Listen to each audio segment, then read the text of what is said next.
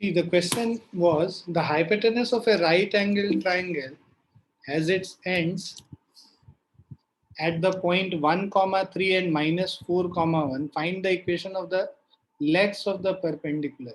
देखो ये क्या कह रहा है, तुम इसको ना प्लॉट कर लो.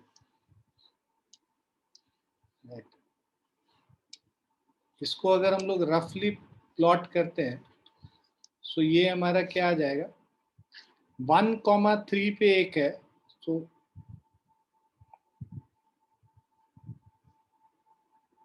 so this is the first point 1, 3 and the second one is at minus 4, 1.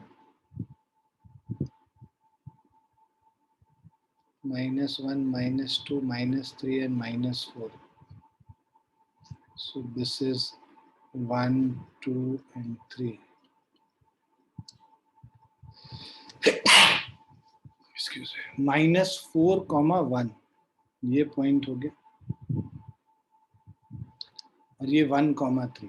ये क्या है हमारा, this is our hypotenuse, right. अब ये अगर हाइपोटेनस है तो हम लोग को निकालना है क्या, राइट एंगल ट्राइंगल बनाना है. अगर ये हाइपोटेनस होगा तो राइट एंगल ट्राइंगल क्या बनेगा, यही तो बनेगा राइट एंगल ट्राइंगल. एक ये बनेगा और दूसरा राइट एंगल ट्राइंगल ये बनेगा. तो अगर ये वाला राइट एंगल ट्राइंगल देखना है तो इसका जो एक साइड है, ये साइड क्या हो गया, ये वाला side is x is equal to 1 और इस वाले बेस का इक्वेशन लिखना है तो ये क्या लिखेंगे, y इज इक्वल टू 1. तो equation x is equal to 1 और y is equal to 1. This is it. दूसरा इक्वेशन यहाँ पे लिखोगे तो ये x इज इक्वल टू -4 और y इज इक्वल टू 3. तो दूसरा इक्वेशन होगा x इज इक्वल टू -4 और y इज इक्वल टू 3. इतना ही करना था इसमें. क्लियर है? यस क्लियर है अनुराग और निहारा? Yes sir. तो इतना आसान चीज, पता नहीं क्या क्या तुम लोग बता दिए, दुनिया भर का चीज. उतना नहीं करना है. वो सब सारे जो तुम्हारे स्कूल वाले टीचर है ना, चोर बेसिकली. ये लोग सारे जितने ये वेदांतु का जितना जितना वो सॉल्यूशन है ना, ऑनलाइन जो सॉल्यूशन है, उन सब में वही चीज कर रखा है, वो इन्फिनिटी वाला और ये सब फालतू बकवास.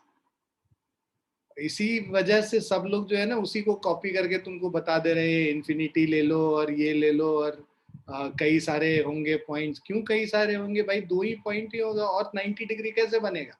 अगर ये लाइन है, इसके 2 एंड से राइट एंगल ट्राइंगल बनाना है, यही 2 तो बनेगा, और कैसे बनेगा, और कुछ बन सकता है क्या. जो भी बन सकता भी होगा तो पता नहीं, बट हाँ यही 2 लाइन बनेगा मेरे हिसाब से. ठीक है. तो क्वेश्चन अगर तुम बुक में देखोगे तो बुक में आंसर ये दिया हुआ है, x is equal to 1, y is equal. ठीक है. Yes sir.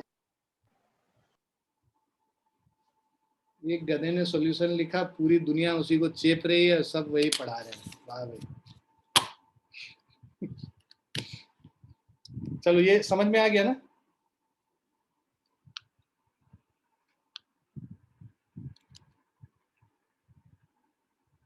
दूसरा करते हैं, कोनिक सेक्शन पढ़ते हैं.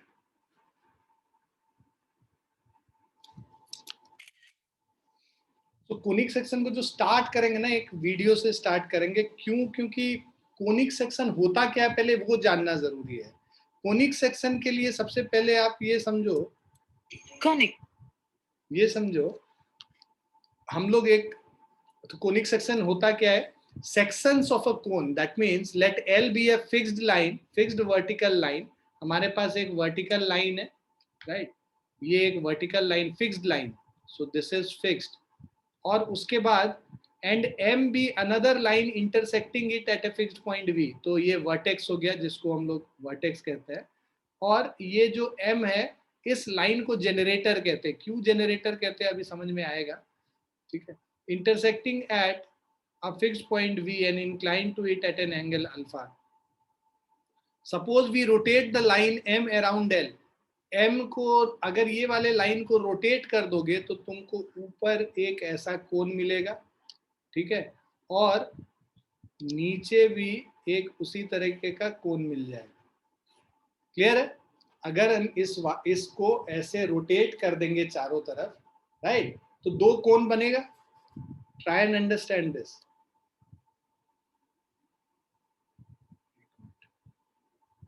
So if you can see this, ये मेरे हाथ में एक पेंसिल है, लेट्स से, इसको अगर हम ऐसे रोटेट कर देंगे तो ऊपर भी एक कोन बन रहा है और नीचे भी एक कोन बन रहा है ना, अगर इसको फिक्स करके बनाएंगे तो। दिख रहा है आप लोग को?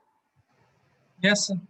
राइट, तो वही सेम चीज हम वहां पे बताने की कोशिश कर रहे हैं कि ये जो एक जनरेटर है, इसको ऐसे लेके घुमा देंगे तो डबल कोन बन जाता है, एक ऊपर कोन और एक नीचे कोन, ठीक है। So suppose we rotate the line M around L in such a way that the angle alpha remains constant, ठीक है।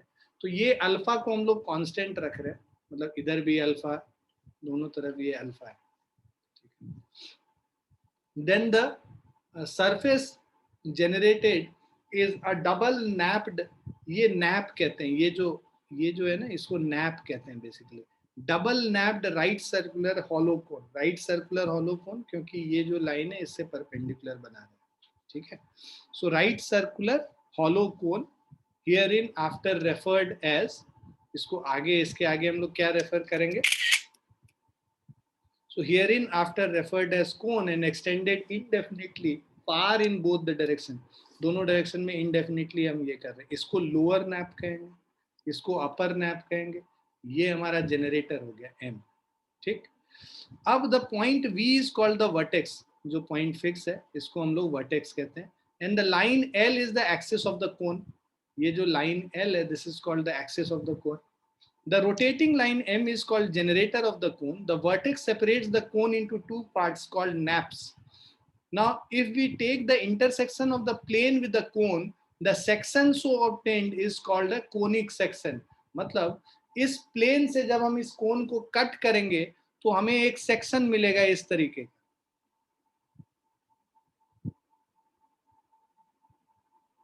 ठीक है। ऊपर से जब कट करेंगे तो हमको इस तरह का एक शेप दिखेगा, तो वो जो शेप है उस शेप को कोनिक सेक्शन कहते हैं। तो हम प्लेन को अलग अलग तरीके से काटेंगे, अलग अलग तरीके से काटेंगे, अलग अलग शेप मिलेगा, है ना। अगर हम लोग इसको प्लेन को स्ट्रेट काट देंगे तो हम लोग को यहाँ सर्कल दिखेगा। अगर इस तरह से कट करेंगे तो हम लोग को एलिप्स दिखेगा। अगर हम लोग इसी प्लेन को इस तरह से कट कर दें तो यहाँ पे हम लोग को पैराबोला दिखेगा।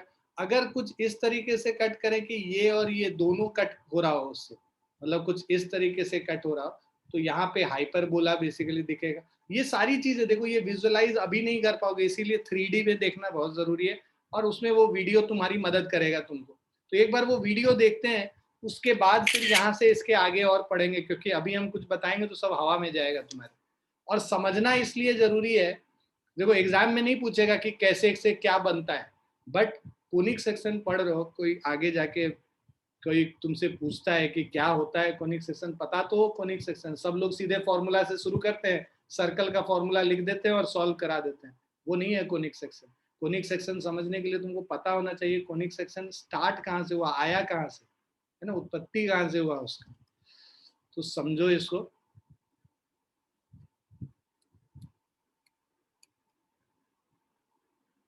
Conic sections. In this module, you will learn about conic sections. I'm sorry. Conic sections. In this module, you will learn about conic sections. When a straight line intersects the vertical line at a fixed point and rotates about that fixed point, the surface obtained is called a double right circular cone. Yes sir. हाँ, और सबको आवाज भी सुनाई पड़ रही है ठीक से?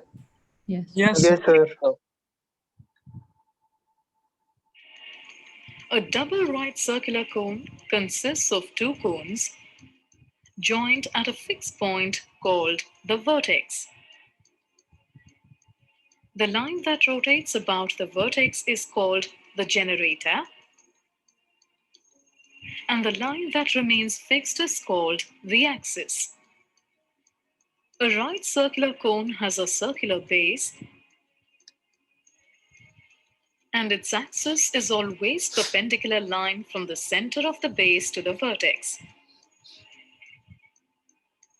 The perimeter of the base is called the directrix.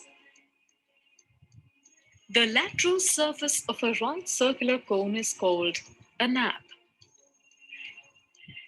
A double right circular cone has two naps. The nap above the vertex is called the upper nap, and that below the vertex is called the lower nap. Also, the angle between the generator and the axis is called the vertex angle. Conic sections. If a plane intersects a double right circular cone, we get two-dimensional curves of different types. These curves are called conic sections.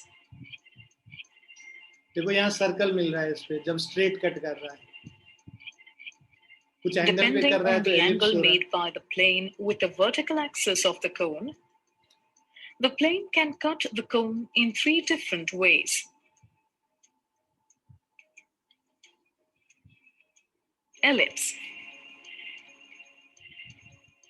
When the plane intersects the double right circular cone in such a way that the angle between the plane and the axis is greater than the vertex angle, we get a closed curve called an ellipse.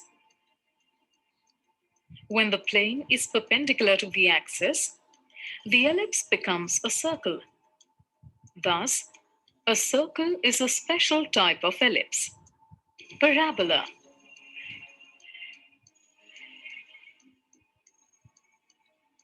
When the angle made by the plane to the vertical axis is exactly equal to the vertex angle, we get an open curve called a parabola at the intersecting surface of the cone.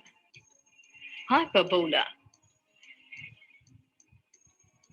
The plane intersects only one nap of the double right circular cone as long as the angle between the plane and the vertical axis is greater than or equal to the vertex angle. However, if the plane intersects the vertical axis at an angle smaller than the vertex angle, the plane intersects both the naps of the cone to form an open curve called a hyperbola, which has two disjoint curves. Degenerate conics. Degenerate conics का मतलब होता है special cases. If the plane intersects the double right circular cone at its vertex, the ellipse becomes a point.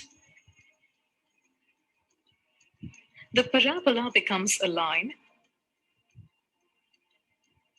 and the hyperbola becomes two intersecting lines. The figures so obtained are called degenerate conics. In this module, you have learned that when a plane intersects a double right circular cone, two-dimensional curves called conic sections are formed. There are three types of conic sections: ellipse, parabola, and hyperbola. Circle is also When called the a conic double section. right circular cone is cut by the plane, ठीक है, circle is also called a conic section only. That's a special case of ellipse basically. इसीलिए यहाँ पे बस ellipse लिखा है. Ellipse का ही special case circle हो गया, लेकिन हम लोग circles अलग से पहले पढ़ेंगे. ठीक है? so that the angle between the plane and the axis is greater than the vertex angle, the ellipse is obtained. When the plane is perpendicular to the axis, the ellipse changes into a circle. If a double right circular cone is cut by a plane so that the angle between the plane and the axis is equal to the vertex angle, the parabola is formed. If a double right circular cone is cut by a plane so that the angle between the plane and the axis is less than the vertex angle, the hyperbola is formed. If a plane intersects the double right circular cone at its vertex, the figures formed are called they are called degenerate conics. तो जैसा मैंने बताया था, degenerate conics एक special cases होता है जब ये जो प्लेन है इसको, ये जो डबल नैप है उसको अगर वर्टेक्स पे कट करेगा तो वहां पे जो हमारा सर्कल था या एलिप्स था वो क्या बन जाएगा, एक पॉइंट बन जाएगा। पैराबोला क्या है, वो बन जाएगा स्ट्रेट लाइन, और हाइपरबोला क्या है, पेयर ऑफ स्ट्रेट लाइंस बन जाएगा। तो डीजेनरेट केस इसको कहते हैं। conic. सो हम लोग यहाँ तक कर चुके थे। सो we take the intersection of a plane with a cone. The section so obtained is called a conic section. Thus, conic section are the curves obtained by intersecting a right circular cone by a plane. अब देखो ये है हमारा alpha जो है, ये axis जो angle है, और ये जो बीटा है तुम्हारा, ये बेसिकली प्लेन जो इससे एंगल बना रहा है, एक्सिस से जो एंगल बना रहा है उसको हम लोग बीटा एंगल कहते हैं। सो we obtain different kinds of conic sections depending on the position of the intersecting plane with respect to the cone.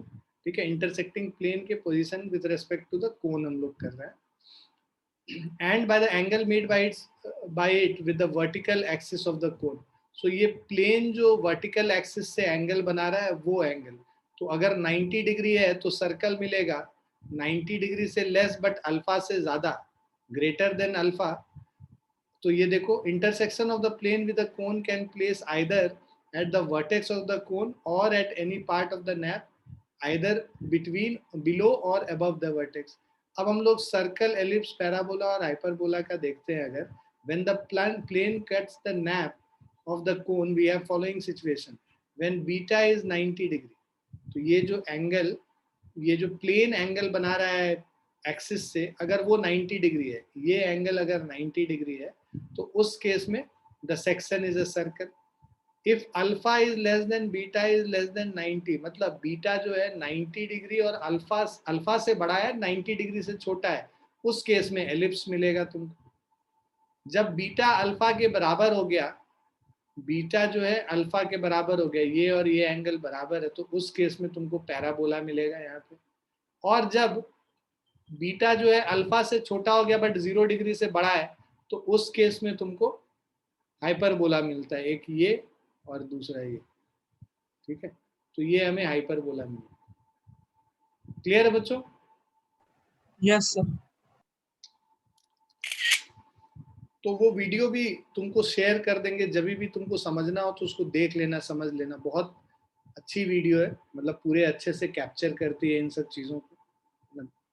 तो बेसिकली जो भी एनिमेशन वगैरह से देख के जो चीज़ों को समझ में आती है वो ज़्यादा बेटर समझ में आती है, 3 डायमेंशनल चीज़ जो खासकर। ठीक है ना?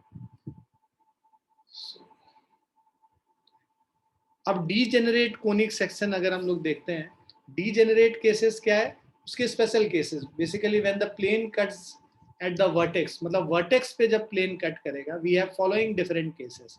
सो अगर अल्फा बीटा 90, अल्फा से बड़ा और 90 डिग्री से छोटा है, तो उस केस में सेक्शन क्या बन जाएगा, एक पॉइंट बन जाएगा, डीजेनरेट केस उसका। जब ये अल्फा और बीटा बराबर है तो उस केस में तुमको स्ट्रेट लाइन मिल जाएगा, वर्टेक्स से पास करेगा तो स्ट्रेट लाइन मिल जाएगा। और उसी केस में तो डीजेनरेट केस ऑफ पैराबोला क्या हो गया, स्ट्रेट लाइन। उसी तरह व्हेन 0 और अल्फा के बीच में जब बीटा है, तो the section of a pair of, the section is a pair of intersecting straight line. तो ये देखो, pair of intersecting straight lines मिल जाएगा तुम्हें। तो डीजेनरेट केस ऑफ हाइपरबोला क्या हो गया, pair of intersecting straight line. Degenerate case of parabola एक स्ट्रेट लाइन हो गया, और उसी तरह डीजेनरेट केस ऑफ एलिप्स क्या हो गया, एक पॉइंट हो गया। क्लियर है बच्चों? Yes sir.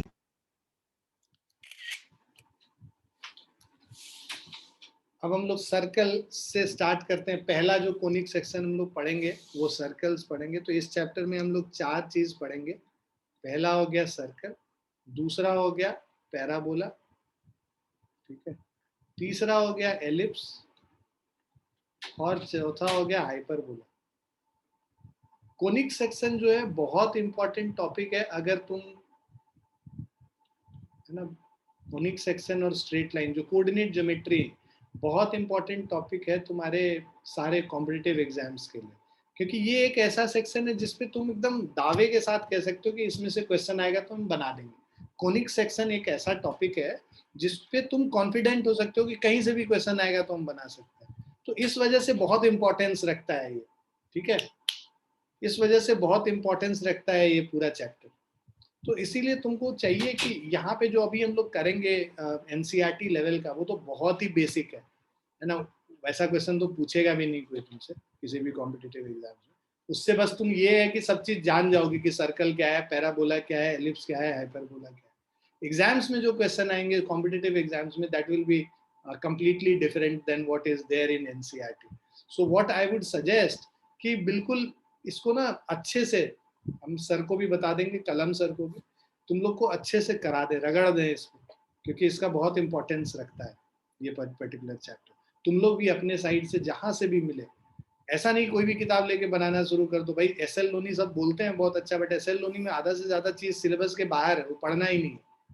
तो जब तुम कुछ रिसर्च स्कॉलर बनना होगा ना, या फिर कहीं पे अवार्ड सेरेमनी होगा कि भाई हम पूरा बना चुके हैं एसएल लोनी, तो वो वहां पे ही काम आएगा, बाकी और कोई काम नहीं आएगा। सो बेटर है कि जो क्वेश्चन आएंगे जो सिलेबस में है उन क्वेश्चंस को करो, तो वो ज्यादा फायदा करेगा। मतलब बुक्स से करो जो आईआईटी के लिए लिखी गई हैं, या फिर ऐसे स्टडी मटेरियल से करो जो कि आईआईटी स्पेसिफिक इंस्टीट्यूट्स के स्टडी मटेरियल्स हैं, हमारा वाला मटेरियल है या और भी जो मटेरियल है उससे।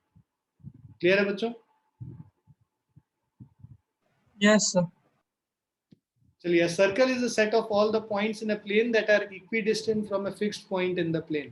सो सर्कल क्या है? Locus of all the points. Set of all the points मतलब लोकस कहते हैं उसको, set of all the points which is equidistant from a fixed point. इस फिक्स्ड पॉइंट से अगर set of all the points निकालें जो कि इस फिक्स्ड पॉइंट से इक्विडिस्टेंट है, तो वो जो सेट ऑफ पॉइंट मिलेगा वो क्या मिलेगा? वो पूरा सर्कल मिल जाएगा तुमको, set of all the point. ये जो फिक्स्ड पॉइंट है इसको सेंटर ऑफ द सर्कल कहते हैं, राइट। और जो लोकस जो मिला हम लोग को, सेट ऑफ पॉइंट मिला इस फिक्स्ड पॉइंट से, जो डिस्टेंस होगा वो इसका रेडियस हो जाएगा। So fixed point is called the center of the circle, and the distance from the center to a point on the circle is called radius of the circle. Clear? ये तो basic definition है। Now the equation of the circle is simplest if the center of the circle is at origin. भाई अगर origin पे एक center है तुम्हारा, मान लो center origin पे है, उस केस में इक्वेशन ऑफ सर्कल बहुत सिंपल हो जाएगा। कैसे सिंपल हो जाएगा कि अब हमारे पास मान लो ओरिजिन का जो कोऑर्डिनेट है ये एक हो गया 0,0, और कोई भी पॉइंट जो इस सर्कल पे है उसका कोऑर्डिनेट हो गया x, y, और ये रेडियस r है। डिस्टेंस फॉर्मूला से अगर हम लोग लिखते हैं x - 0 का whole square plus of y - 0 का whole square is equal to r square, तो इसको हम लोग क्या लिख लेंगे? x square plus y square is equal to r square. ये क्या हो गया? इक्वेशन ऑफ सर्कल हो गया। अब अगर यही इसी इक्वेशन को, मतलब इसी सर्कल को कोई डिफरेंट पॉइंट पे सेंटर ले लेते हैं जिसका कि सेंटर का कोऑर्डिनेट है h, k, तो अब हमारे पास जो इक्वेशन हो जाएगा वो क्या हो जाएगा? रूट अंडर डिस्टेंस फॉर्मूला से x - h का whole square plus y - k का whole square is equal to r square. ये डिस्टेंस फॉर्मूला से रिलेशन मिल गया x और y के बीच, x, y और h, k के बीच में। तो ये जो इक्वेशन है, this equation is the equation of the circle with center h, k and radius r. Clear है बच्चों? Yes, sir. सर्कल जिसका सेंटर h, k है और रेडियस r है, उसका इक्वेशन x - h का whole square plus y - k का whole square is equal to r square होगा। ये इक्वेशन ऑफ सर्कल होगा। ठीक है?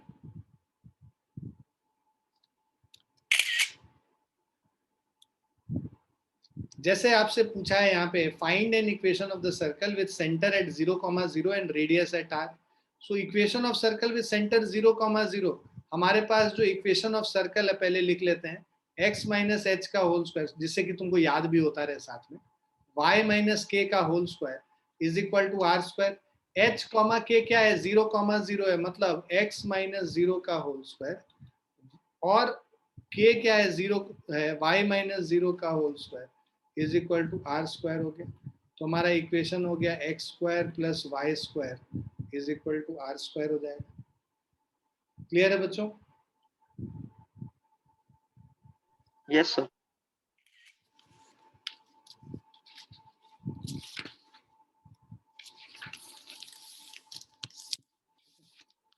अब हम लोग सेकंड क्वेश्चन पे चलते हैं। Find an equation of the circle with centre -3,2 and radius 4। तो हमें इक्वेशन ऑफ सर्कल निकालना है जिसका सेंटर -3,2 है। इक्वेशन है x माइनस एच का whole square plus y minus k का whole square is equal to r square, मतलब माइनस ऑफ -3 मतलब x प्लस 3 हो गया, x प्लस 3 का होल स्क्वायर, y माइनस 2 का whole square is equal to 4 square. So equation जो है हमारा x प्लस 3 का whole square plus y minus 2 का whole square is equal to 16। ये इक्वेशन ऑफ सर्कल।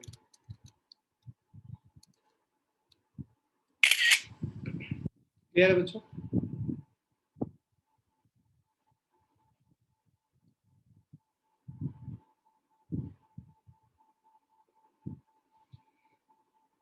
क्लियर है बच्चों?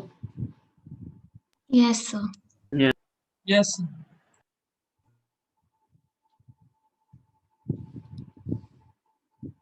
Find the center and radius of the circle x square plus y square plus 8x plus 10y minus 8 is equal to 0। तो इसको पहले हम लोग completing the square करके इसको ना स्क्वायर के फॉर्म में लिखेंगे और उसके बाद इसका सेंटर और रेडियस निकालेंगे। उसके अलावा भी एक तरीका होता है निकालने का जो कि तुम्हारे एनसीईआरटी में तो नहीं दिया है, लेकिन हम तुमको बताएंगे अभी। अब देखो मेरे पास ये सेंटर और रेडियस निकालने बोला है, तो इसको हम लोग क्या लिख सकते हैं। मेरे पास इक्वेशन है x square plus y square plus 8x plus 10y minus 8 is equal to 0। हम लोग एक्स स्क्वायर प्लस 8x को साथ में ले लो, ठीक है, plus of y square plus 10y को साथ में ले लो, माइनस 8 इज 0। अब इसको हम लोग completing the square x square plus 2 into 4 into x plus of 4 square लिखेंगे, ठीक है, और साथ में माइनस 4 स्क्वायर भी लिख लेंगे क्योंकि प्लस 4 स्क्वायर तो हम अपने मन से डाले हैं ना। एक्स मतलब ए स्क्वायर प्लस 2ab है ना प्लस बी स्क्वायर, तो ये b जो था उसको b स्क्वायर ऐड करके और सब्ट्रैक्ट कर दिया। साथ में y square plus 2 into 5 into y plus 5 square कर देंगे, तो एक साथ में माइनस 5 स्क्वायर भी कर देंगे और साथ में माइनस 8 इज इक्वल टू 0। ये सबको समझ में आया? हाँ ना बोलो बालकों। Yes, sir. तो इसको साथ में लेंगे, इसको साथ में लेंगे। अब हमारे क्या हो जाएगा, इसको हम लोग पूरा लिख सकते हैं x प्लस 4 का whole square plus y plus 5 का होल स्क्वायर माइनस 16 माइनस 25 है ना। तो 25 प्लस 16 कितना हो जाएगा, 41 हो जाएगा। 41 प्लस 8 49, उस तरफ लेके जाएंगे 49 हो गया, which is equal to 7 square हो गया, राइट। सो अब यहाँ पे h कॉमा k तुम निकालोगे तो ये क्या हो जाएगा, -4 कॉमा -5, और r निकालोगे ये कितना हो जाएगा, 7 हो जाएगा।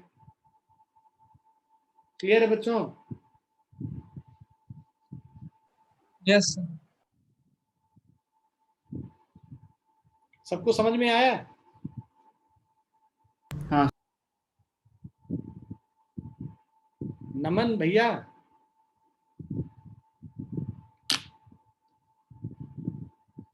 सरकार हैं वहां पे, नमन भाई साहब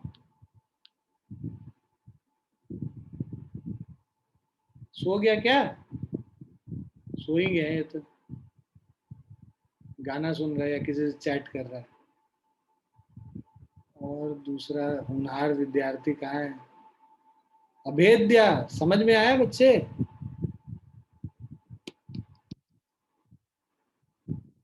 ये भी सो रहा है, साथ में ही लगता है दोनों चैट कर रहे हैं। अनहद आ गया समझ में? हाँ सर। बहुत बढ़िया, चलिए आगे करते हैं।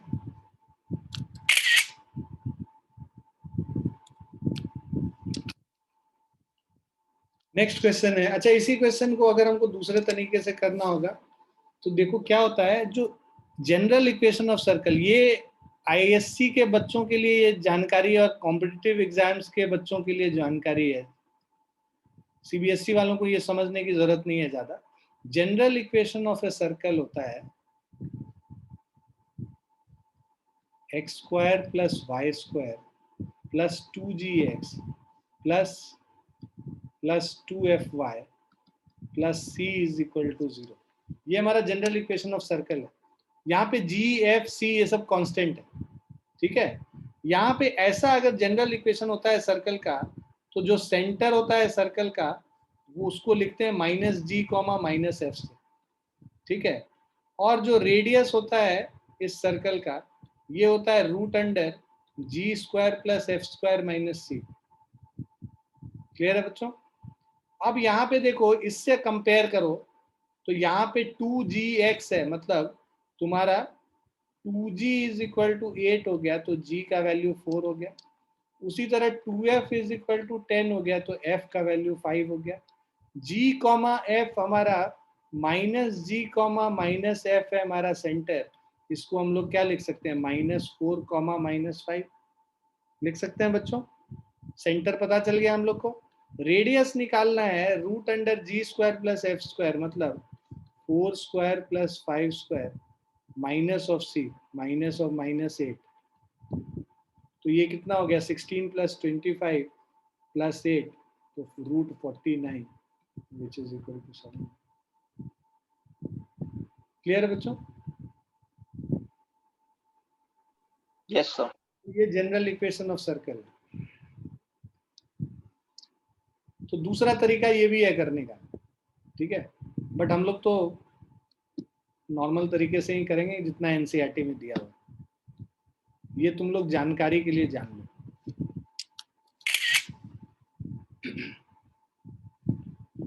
लिख लिया बच्चों?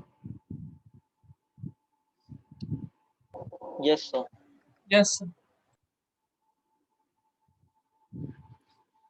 अब हम लोग फोर्थ क्वेश्चन पे आते हैं। Find the equation of the circle which passes through the point 2, -2 and 3, 4। तो इन दो पॉइंट से पास कर रहा है and whose centres lie on the line x plus y is equal to 2। मतलब कि जो मान लो सेंटर है h, k और रेडियस है r, इक्वेशन हमारा क्या है x माइनस एच का whole square plus y minus k का whole square is equal to r square, है ना बच्चों।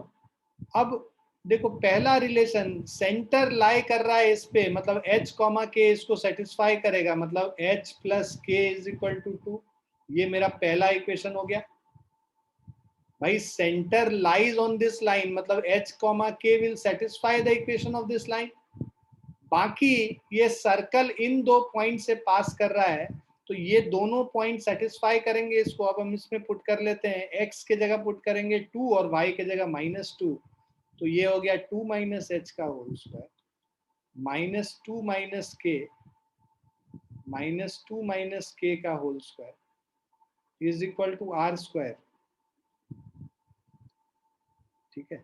दूसरा है हमारा इक्वेशन 3 माइनस एच का whole square plus 4 minus k का होल स्क्वायर, ये भी r स्क्वायर के बराबर हो गया, ठीक है।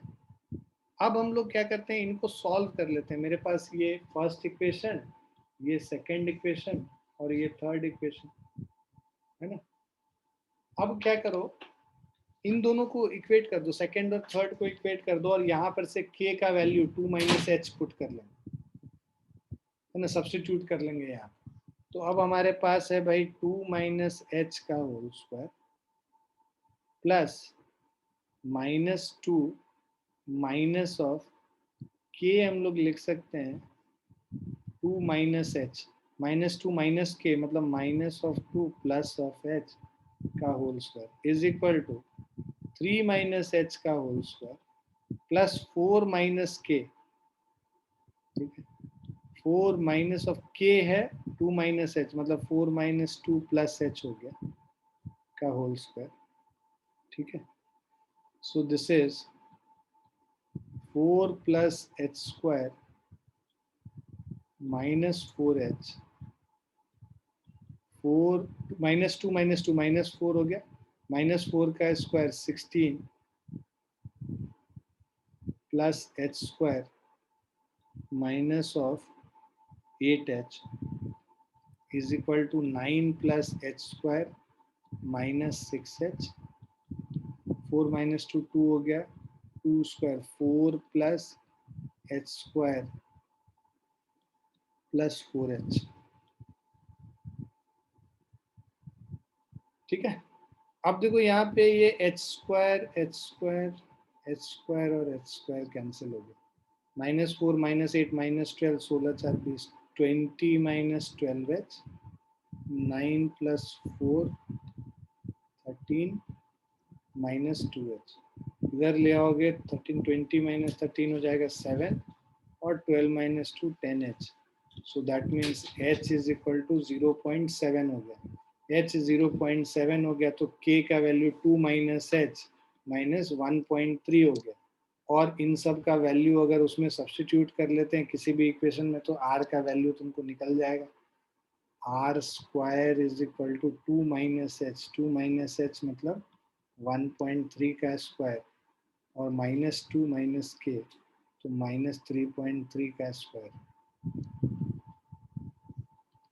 So this is 1.3 square plus 3.3 square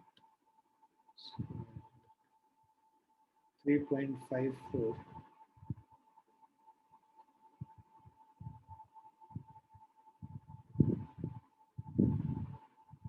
अच्छा तुमको आर स्क्वायर का ही तो वैल्यू चाहिए ना,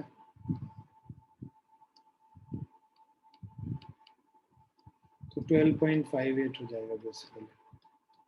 तुमको इक्वेशन ऑफ सर्कल लिखना है बच्चे, तो तुमको आर स्पेशली नहीं चाहिए, आर स्क्वायर ही चाहिए, तो equation of circle x minus h का whole square y minus k का होल स्क्वायर, h और k का वैल्यू डाल देते हैं, मतलब x माइनस 0.7 का होल स्क्वायर, ठीक है, प्लस y माइनस 1.3 का whole square is equal to 12.58, this is the equation of circle.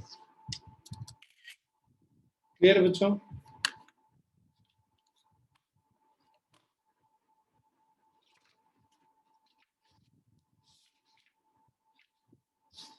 Clear है बच्चों?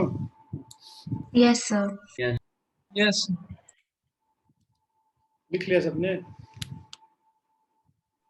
Yes, sir.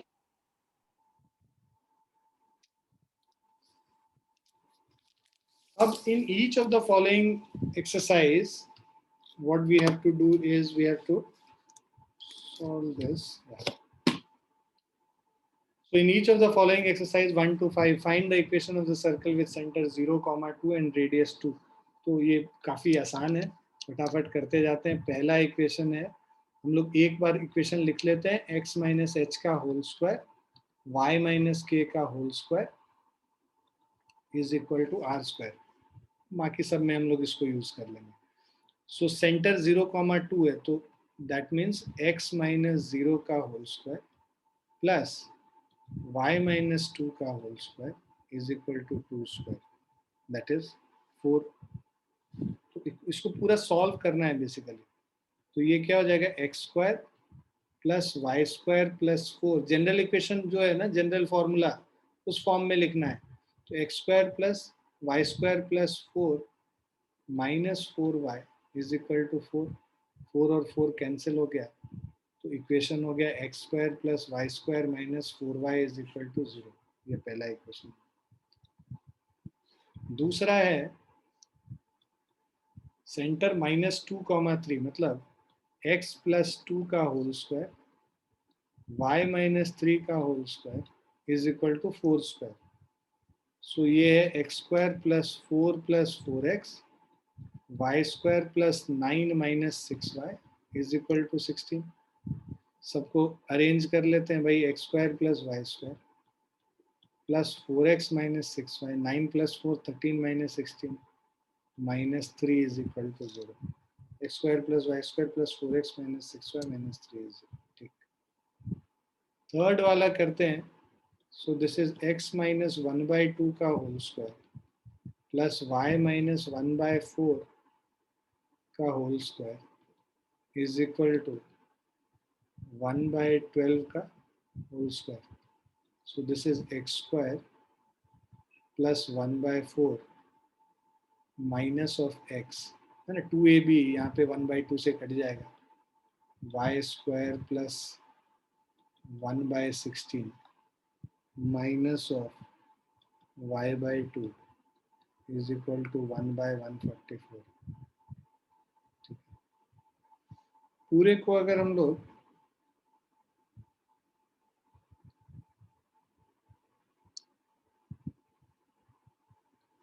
हम 144 से मल्टीप्लाई कर लेते हैं तो हमारा हो जाएगा, या पहले अरेंज कर लें, नहीं चलो 144 से मल्टीप्लाई कर लेते हैं तो ये हमारा हो जाएगा 144 x square plus 144 y square और plus 36 minus of 144x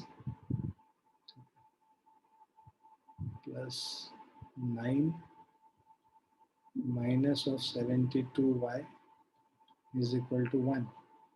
So this is 144x square plus 144y square minus 144x minus 72y, 45 minus 1 plus 44 is equal to 0. 4 से पूरे को डिवाइड कर लो, 36 x square 36y square minus 36x minus 2y, sorry, minus 18y plus 11 is equal to 0. Clear है बच्चों? Yes, sir.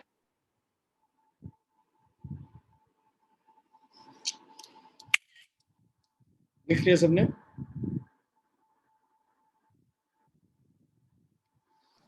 Yes, sir.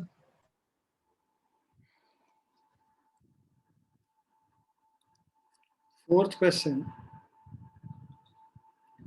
Centre 1,1 मतलब x minus 1 का whole square y minus 1 का whole square is equal to √2 का square, x square plus 1 minus 2x y square plus 1 minus 2y is 2. So equation हो जाएगा x square plus y square minus 2x minus 2y और 2 cut गया is equal to 0.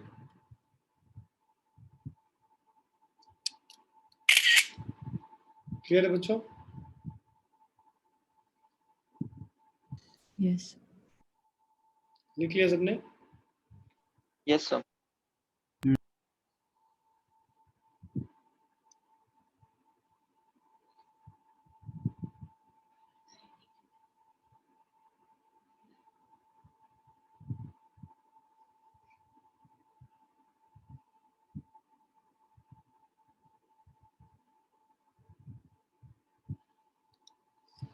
Now, fifth question is centre minus a minus b है तो ये हो जाएगा x minus of minus a, x plus a का whole square y plus b का whole square is equal to r square root under a square minus b square का whole square.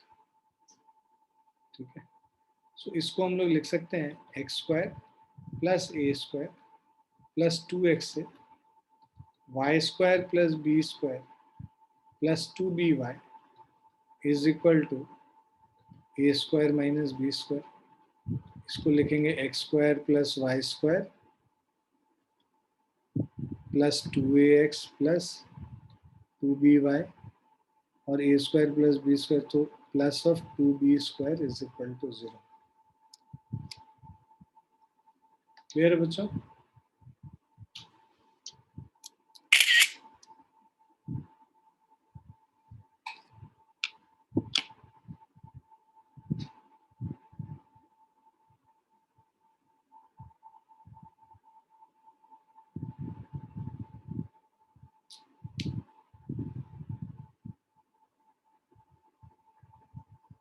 लिख लिया?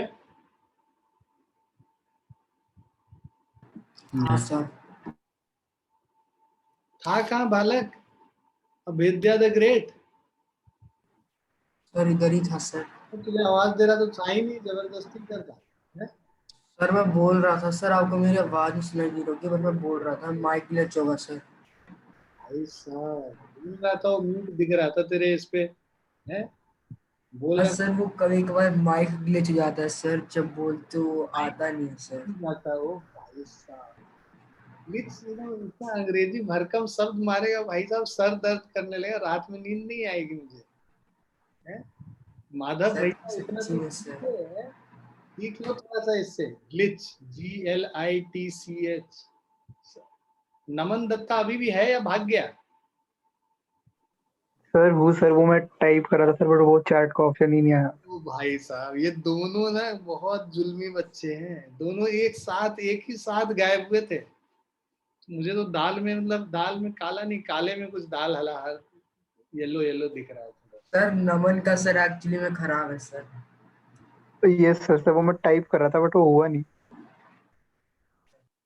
तुम्हारी मम्मी को आज मैसेज भेजते हैं, नमन भैया बहुत तुम गाना गा रहे हो ना, तुम्हारा गाना निकालते हैं। मार्क्स वार्क्स आया एग्जाम का?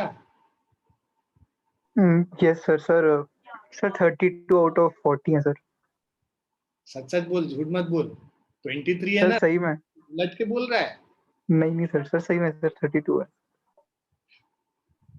बढ़िया बढ़िया। बहुत दिन से तुमको देखे भी नहीं है, तुमको देखना चाहते हैं, चलो किसी दिन मिलते हैं तुमसे। Yes sir.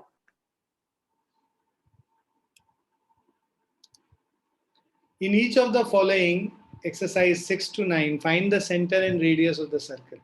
भाई इसमें सेंटर और रेडियस निकालना, पहला वाला तो बड़ा सिंपल है भाई, x माइनस ऑफ -5 कर दो इसको का होल स्क्वायर, और उसके अलावा y -3 का होल स्क्वायर, और इसको 6 स्क्वायर लिख देंगे। तो अब h और k कंपेयर करोगे, h हो गया -5, k हो गया -3 और r हो गया 6। तो जो हमारा सेंटर है -5, -3 हो जाएगा, -5, -3 हो जाएगा, सॉरी +3, -5, +3 और r इज इक्वल टू 6 हो जाएगा। तो -5, 3 और r is equal to 6।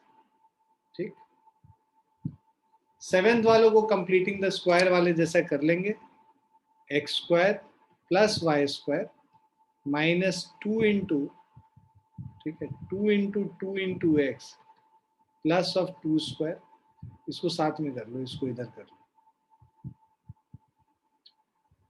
-2 square, और यहाँ पे फिर y² -2 into 4 into y plus 4 square -4 square -45 is 0। So this means, अब ये देखो, ये जो हमारा x² और y² वाला चीज है, x² और ये y² हो गया, इसको पहले तो कंप्लीट करो। ये जो इधर से लेके इधर तक है, इसको हम लोग लिख सकते हैं x -2 का होल स्क्वायर -4 प्लस y -4 का होल स्क्वायर, ठीक है, -16 -45 is equal to 0। That means 45, 51, 61 और 65 हो गया। x -2 का whole square plus of y -4 का whole square is equal to √65 का होल स्क्वायर लिख सकते हैं। तो 2, 4 हो जाएगा इसका सेंटर, और रेडियस हो जाएगा √65। क्लियर है बच्चों?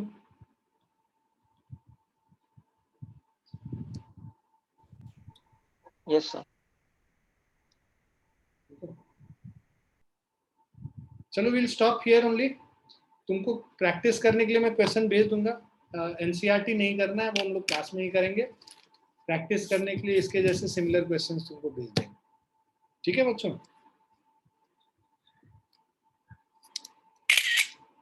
चलिए bye and take care everyone. लिख लिया सबने इसको? Yes, sir.